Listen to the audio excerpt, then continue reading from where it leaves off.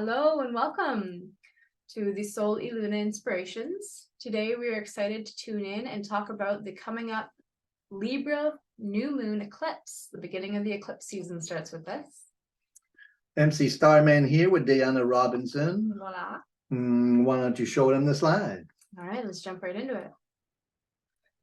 So this Libra new moon is a solar eclipse. It's going to be on Saturday, October 14th at 10:55 a.m.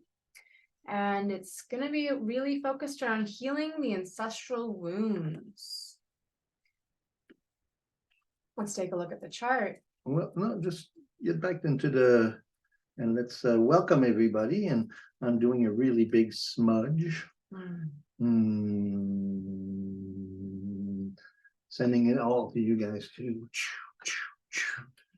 Want to welcome everybody and thank you so much for supporting the channel and for sharing and for asking questions. And here we are in the eclipse season with a Libra new moon solar eclipse. So let's flesh it out for you. We have the sun and the moon and Mercury and Mars all very close. We have the earth and we have the nodal axis.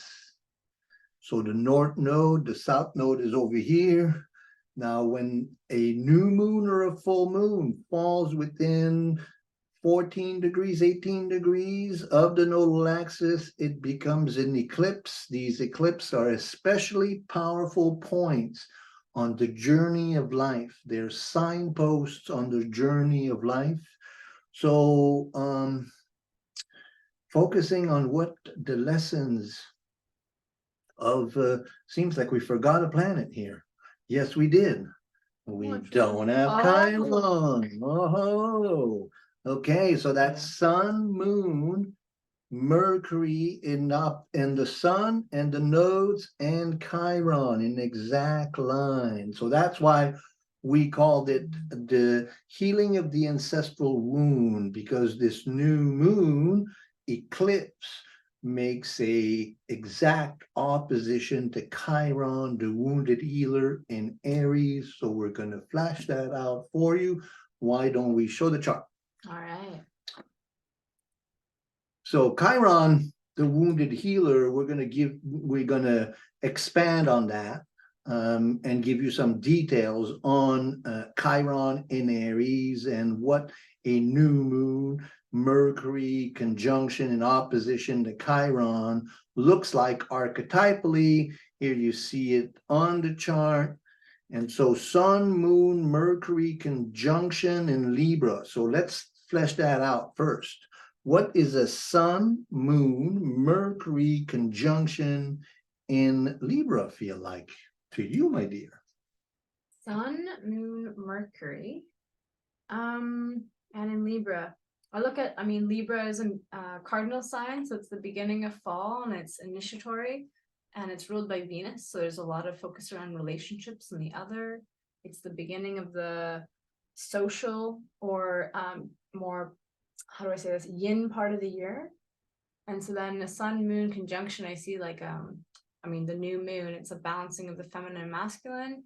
And the Mercury, as I've learned over the years, especially with you, is the communicator between the masculine and feminine. So a lot of potential for maybe like a reset or a new balance and a new communication style between the feminine and masculine sides of ourselves. And Libra is all about using good judgment, discernment, and trying to find peace and balance and justice. So the sacred marriage in the sign of peace and justice sounds like the opposite of divorce court, which is coming in Scorpio. But the moon and the sun. So now Mercury is coming to the conjunction with the sun and with the moon very close. So this is the conjunction of Mercury and the sun that is known as the superior conjunction, in that now during the retrograde Mercury, the Mercury passes in between the moon and the sun and makes an exact line. Now, Mercury is actually on the other side of the sun.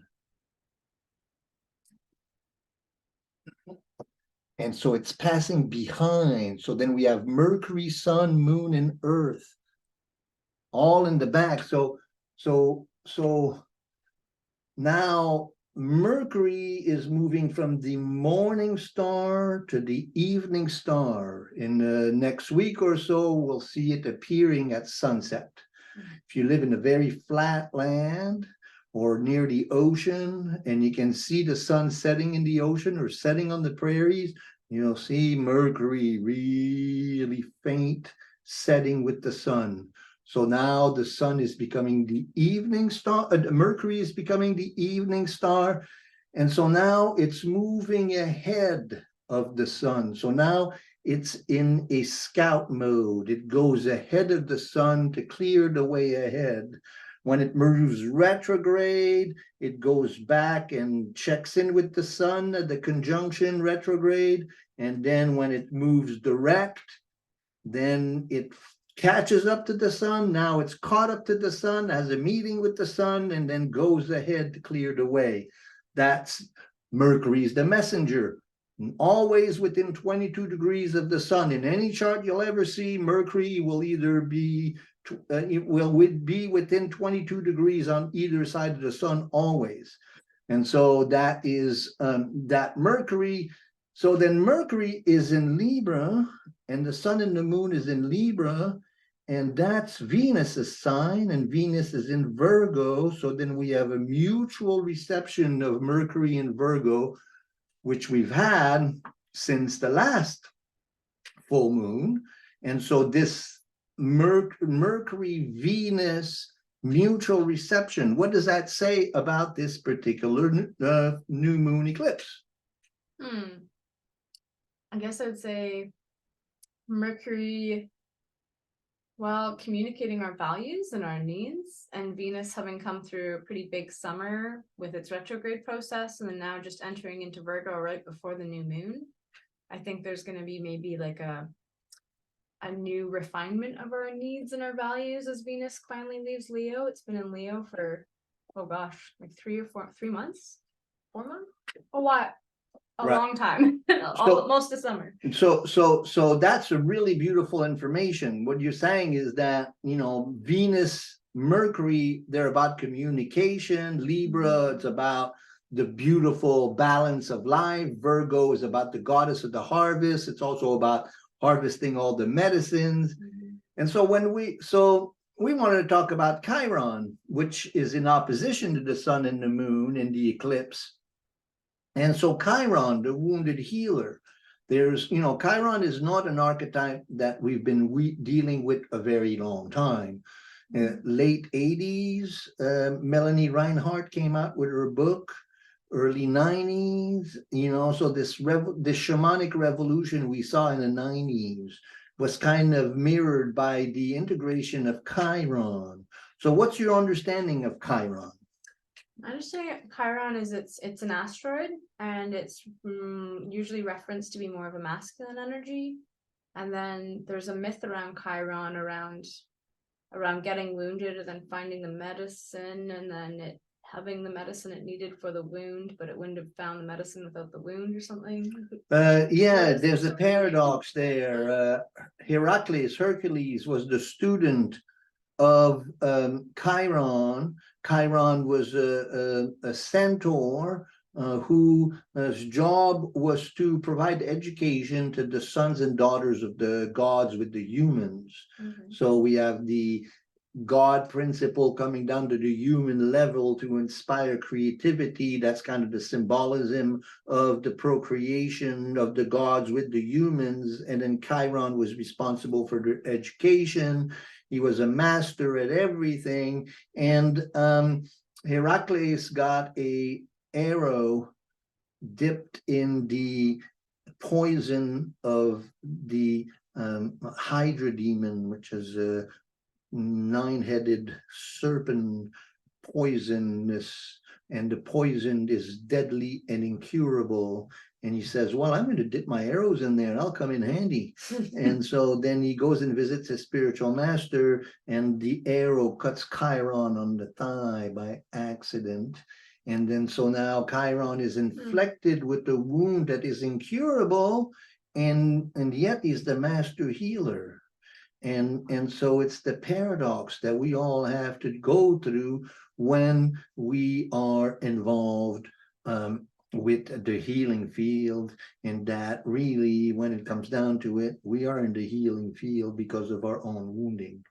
And that's what drives us to do that. So then Chiron is associated with the wound that we incurred in childhood that is passed on to the ancestors. So wherever Chiron is in the chart, we have an indication of where my ancestral wounding, of course, in complement with Pluto and Neptune and Uranus.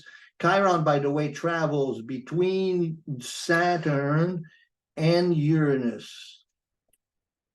And so it's kind of between the collective and the personal planets, halfway in between. Takes 50 years to go around the zodiac. The Chiron return is really key in a person's evolution, especially if you have shamanic and healing expectations, the 49 to 50-year window there, that's the Chiron return. So then anybody born with Chiron in Aries is getting through their Chiron return right now. So that's 50 years ago. What is that? That's 73. 72, 71, you're going through your Chiron return, really important time in the evolution of your healing of the ancestral womb. So then when we look at Chiron in the early stages of development and in the chart, it's where we confront, and wherever Chiron connects to the other planets, especially the sun and the moon and the personal planets, then we find the ancestral wounding that becomes the motivation. What I find in looking at Chiron in a person's chart, and if Chiron is highly constellated, meaning that if it's an angle in a very tight or strong angle with the sun or the moon, to me, it gives me the indication of where in the ancestral line does the healing gift come from, but also the healing curse. So now in this chart, we have sun and moon in opposition to Chiron. So then we would understand from that that the healing gift and the healing curse would be in the mother and the father line. That's kind of how I read it. Okay. Does that make sense? It does, yeah. I also, because there's like the new moon factor and the communication of Mercury, and then this Venus coming to Virgo, I feel like it's big here too. All making aspect, well, at least the new moon making aspect to Chiron, there's a potential for like maybe a new level of healing within the family line or within the psyche of the self. Well, like you said before we got onto this video, seems to be such a common discussion, you know, about the healing of the ancestral line. What does that mean, you know? And so when you were talking about Mercury, Venus, you know, Mercury rules Virgo, and Virgo is about healing. You know, it's the medicines that we need. And Venus and Libra is about making peace, you know, and having balance and harmony in our relationships. And so then that Mercury, Venus, you know, you're expressing giving a voice. And I think that that's what we can do to strengthen our relationship with Chiron and our ancestral wounding and our gifts for healing, is by giving them a creative voice, not to dissociate from our ancestral wounding, but to actually be engaged creatively in expressing the gifts that come along with that ancestral wounding. And that's a really big point. Yeah.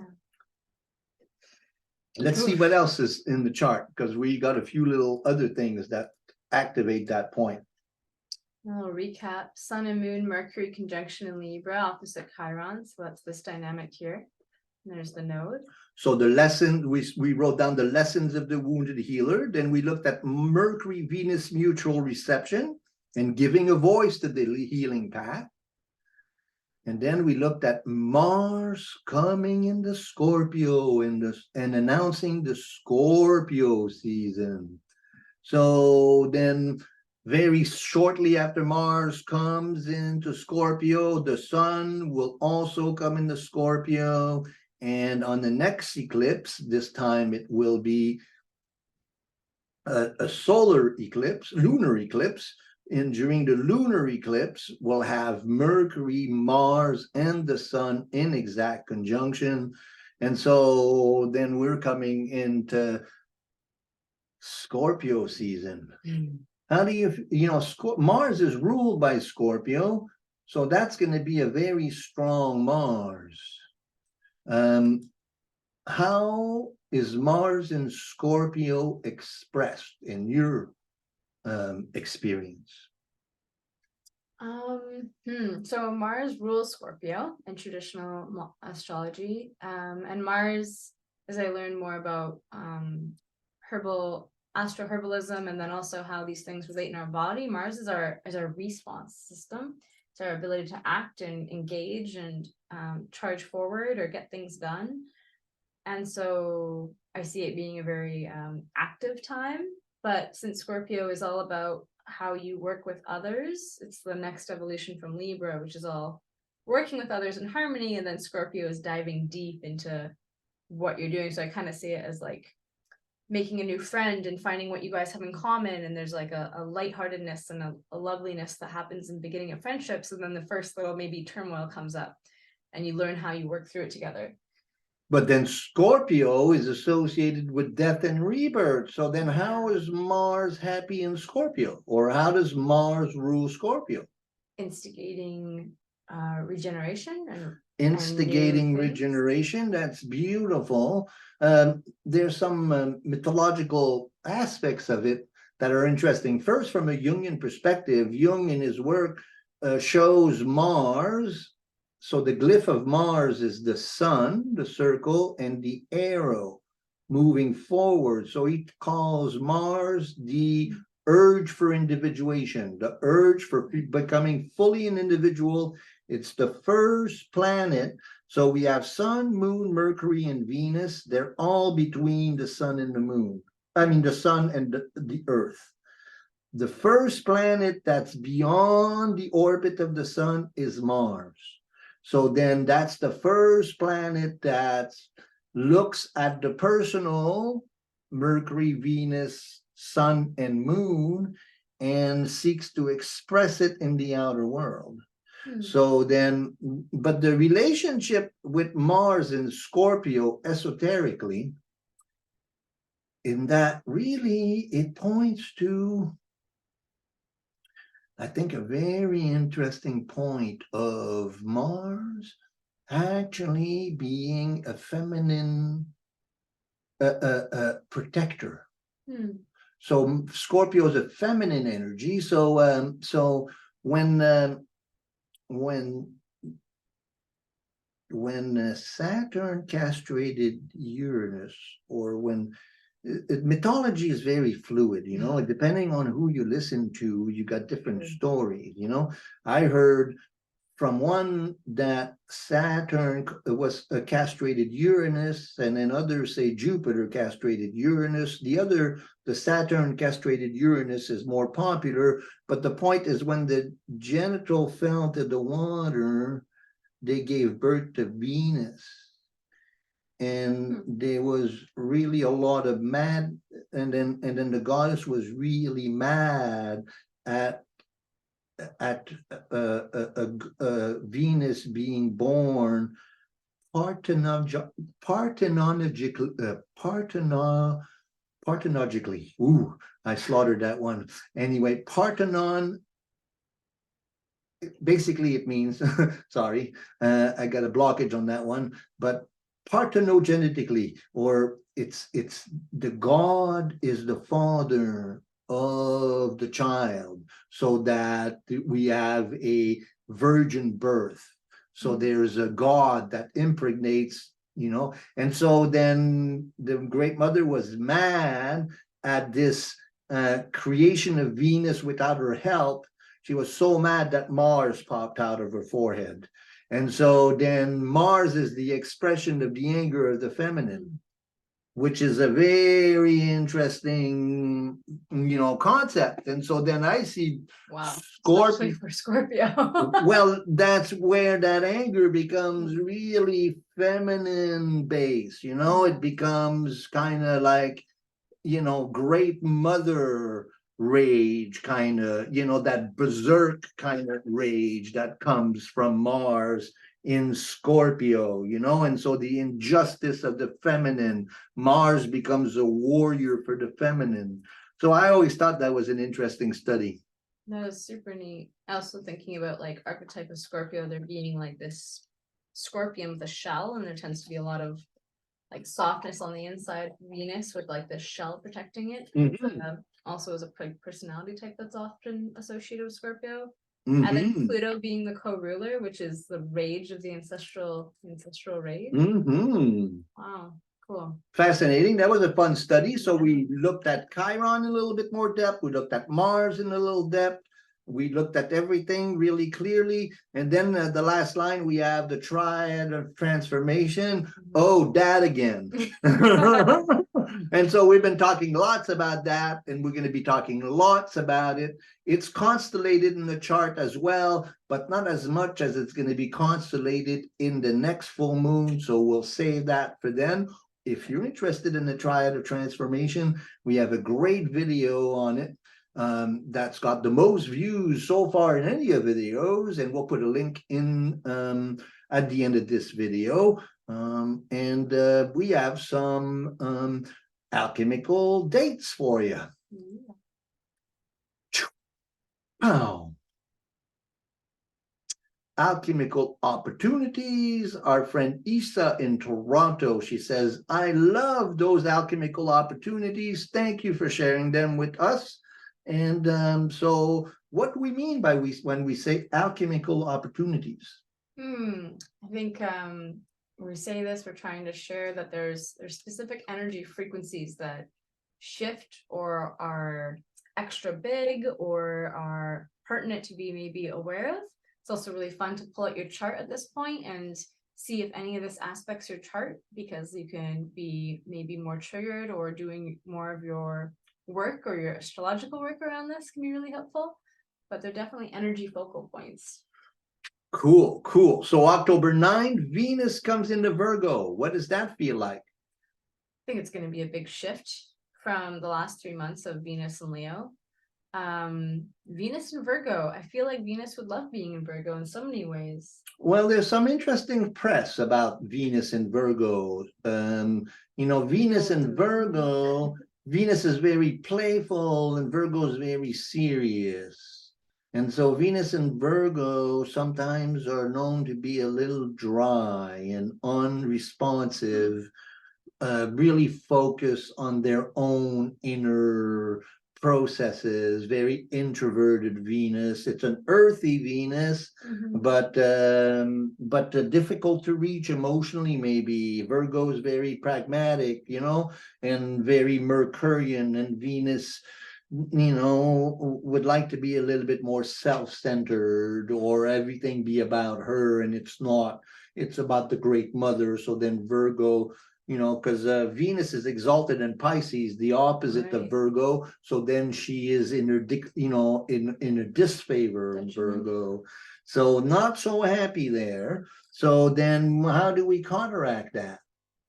How do we counteract it? Take extra care of Venus within ourselves. And also be very mindful of nurturing my need to be seen. And so then when when we say alchemical opportunities, means rituals and prayers. And so you can pray to Venus and do some rituals honoring Venus that will help you stay connected with her through the seasons of Virgo, which is really quite fertile, and yet quite concerned about making everything really well organized. And Venus says, hey, what about me? So then maybe we're a little too busy and not taking enough time for Venus. Could also see when we were talking, I was picturing the 5 love languages, and what I would see in Venus and Virgo, I bet, is a lot more of love language of needing acts of service as a form of appreciation. Venus and Virgo would be like a straw flower, really beautiful, but like kind of dry. Ouch. Love it. 2 days later, we have Pluto turn direct. So it's going to inch its way up to Aquarius again. It's in Capricorn now, though. Pluto goes direct. So what is that going to mean? It's that much closer to being in Aquarius full time. That's it. That's it. It's like, okay, but you just said that, didn't you? A little bit, yeah. Yes. So yes. And we're going to talk a lot about that at the beginning of 2024. In January, Pluto returns into Aquarius, and now it's shifting. And then, of course, if you have any planets in the last degrees of cardinal signs, you're feeling that really good in the early, a lot, and also in the early degrees of fixed signs, you're feeling that Pluto, and so doing some rituals and engaging with the Pluto need to transform and face what is dying within you so that you can be reborn to a higher octave of expression. There's more of that too in the Triad Transformation. Tune in if you want to dive into that more. And then October 12th, Mars ingresses into Scorpio. We talked about that. So that's going to be very strong. Mars will be very strong. So whatever part of you needs Mars to fight for the sacred feminine within you, this is a really good time, and you can do some rituals for that. Then the 14th, we have the Libra new moon eclipse, which this video is about. Our next video will be on Taurus full moon lunar eclipse. And on the 30th, more on that, we're going to have the first Mercury-Mars conjunction. And as the year closes and the next year begins, we're going to see 3 conjunctions of Mars and Mercury. So more on that as we go along. So there's a little bit of a less active period between that new Libra new moon and the Taurus full moon, but I think it's going to be potent with lots of recognizing our healing potential and also what needs to heal. Well, I think that we're going to be plenty busy integrating what powerful lessons these lunar and solar eclipses bringing to us. Really an important time in finding our traction into this great time of shift, you know, between between summer and fall, and getting into the darkness and making the best of these opportunities for transformation. Wow. You did some medicines for us. Yeah, let's dive into the body a little, ground it out. So, as many of you know, hopefully, or probably, if you've been tuning in, I'm a nutritionist, and I really love and am passionate about cell salts. Cell salts are also known as tissue salts, and they all sync up with astrology. So back in the 1700s, doctors would often connect them together as they were learning about them. 1800s, it became more popular, and then around the turn of the 19th century, it kind of fell off the radar in our new education systems, but I've been finding them very helpful and fascinating, working with myself and also in client work. So anywho, Libra is associated with cell salt number 10, which is NatPhos, or sodium phosphate. This is the acid neutralizer, so something that helps the sodium balance out within our body. Libra, also in our body rules the kidneys, the bladder, the hips, and the lower back. So everything kind of below the waist, or that area just below the waist. And again, that's where we balance out. For falling, we often pull into our core there to balance the other way. And so then the tissue salt reflects that and how it likes to balance the acidity within the body. If we're deficient in this tissue salt, then it can look like things of having sour smelling, maybe breath or body odor. It can look like there being gas and bloating within the stomach. It can also come from having too much fats or acids in the diet. So as we turn into the darker months, it's really important to make sure we're balancing out our diet and not just having carbohydrates and fat, because we will get very acidic very quickly. If that is something you tend to be leaning into, this could be a salt that really helps balance it out. And then some supportive herbs are pennyroyal, violet, thyme, feverfew, and burdock. All of these, again, are really good at balancing the blood and the excess aspects of the body that can happen. And an action invitation I welcome you to sit with maybe is to drink lots of water, to walk and dance, and eat the rainbow. So keep things moving within the system, not letting things stagnate. Again, balancing out that maybe if Venus is in Virgo this time of year right now, then really balancing out that heavy work that may be asked for, taking care of the body and the self. That's beautiful. Thank you so much for that. Thank you so much for following along in these videos. This was a pretty fun little video. We hope that you liked it. And then you know what to do in terms of massaging the algorithms if you comment.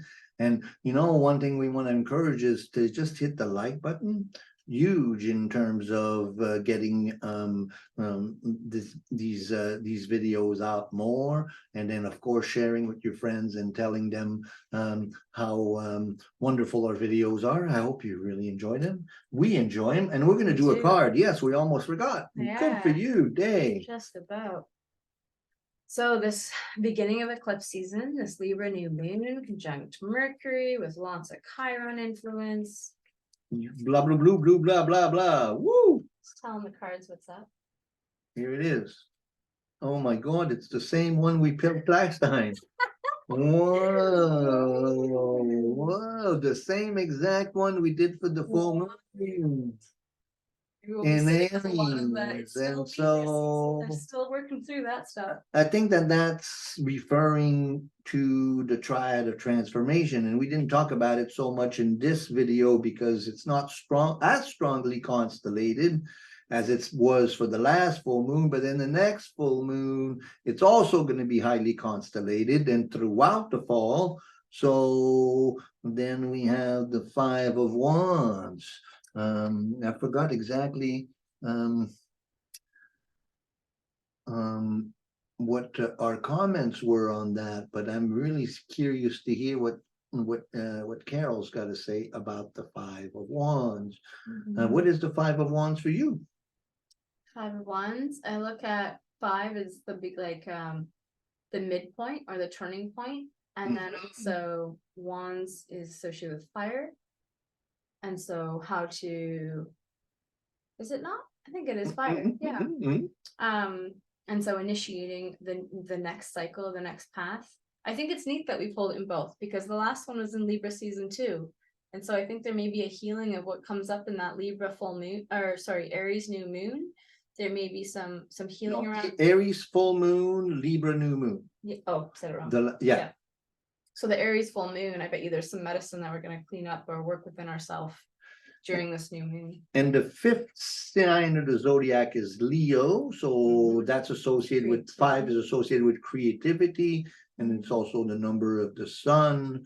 So lots of intuition. The last video we called it get ready, get set, and go. Yeah. And so I think that theme continues as we enter into the eclipse season. Thanks for joining us. We'll catch you next time. Bye for now. Enjoy. Be well.